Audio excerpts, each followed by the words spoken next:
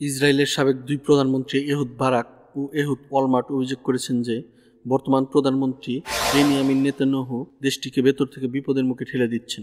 এদিকে বেশ কিছু দেশ ঘোষণা করেছে যে তারা আগামী দিনগুলোতে ফিলিস্তিনকে একটি স্বাধীন রাষ্ট্র হিসেবে স্বীকৃতি দেওয়ার পরিকল্পনা করছে।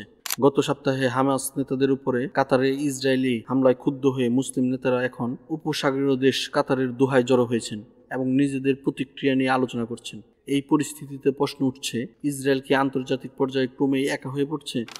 এই মাসের শুরুতে বেলজিয়াম একাধিক নিষেধাজ্ঞা ঘোষণা করে। এর মধ্যে ছিল পশ্চিম তীরের অবৈধ ইহুদি বসতি থেকে আমদানি নিষিদ্ধ করা, ইসরায়েলি কোম্পানির সঙ্গে সরকারি ক্রয় নীতি পর্যালোচনা করা এবং বসতিতে বসবাসরত বেলজিয়াম নাগরিকদের কনসুলার সাহায্য বন্ধ করা। বেলজিয়ামের পদক্ষেপের এক সপ্তাহ পর স্পেনও একই পথে হাঁটে। তারা একটি আইনের মাধ্যমে বাস্তব পদক্ষেপ নেয়, যার মধ্যে ছিল অস্ত্র রপ্তানি সম্পূর্ণ নিষিদ্ধ করা, আংশিক আমদানি নিষেধাজ্ঞা, গাজায় গণহত্যা বা সীমান্তে অপরাধে জড়িত কোনো ব্যক্তিকে দেশে প্রবেশ নিষিদ্ধ করা। ইসরায়েলের জন্য আরও উদ্বেগের বিষয় হলো তাদের সবচেয়ে বড় বাণিজ্যিক অংশীদার ইউরোপীয় ইউনিয়ন এখন ইসরায়েলের সঙ্গে স্বাক্ষরিত অ্যাসোসিয়েশন এগ্রিমেন্টের কিছু বাণিজ্যিক দিক আংশিকভাবে স্থগিত করার পরিকল্পনা করছে। 10 সেপ্টেম্বর তারিখে স্টেট অব দ্য ইউনিয়ন ভাষণে ইউরোপীয় ইউনিয়নের president Ursula von der Leyen এই বিষয়টি উল্লেখ করেন। গাজার ঘটনাগুলো বিশ্বের বিবেককে নাড়া দিয়েছে।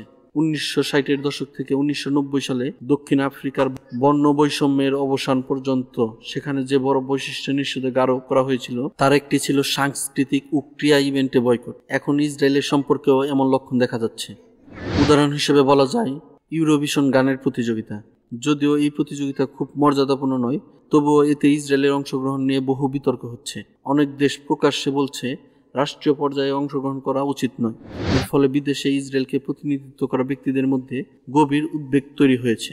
2017 থেকে 2021 পর্যন্ত জার্মানিতে ইসরায়েলের রাষ্ট্রদূত ছিলেন জেরেমি ইশাখারভ। তিনি বলেছেন ইসরায়েলের আন্তর্জাতিক অবস্থান এতটা দুর্বল তিনি আগে কখনোই দেখেননি। তার মতে অনেক পদক্ষেপ দুঃখজনক, কারণ এগুলো সব ইসরায়েলিদের বিরুদ্ধে পদক্ষেপ, সরকারের নীতির বিরুদ্ধে আলাদা কিছু হিসেবে নয়। এর ফলে অনেক সাধারণ ইসরায়েলি দূরে সরে যাচ্ছে। তবে আশঙ্কা থাকা সত্ত্বেও সাবেক রাষ্ট্রদূতরা বিশ্বাস করেন না যে ইসরায়েলের কূটনৈতিক একঘেয়ে হয়ে পড়ছে, যা বদলানো সম্ভব নয়।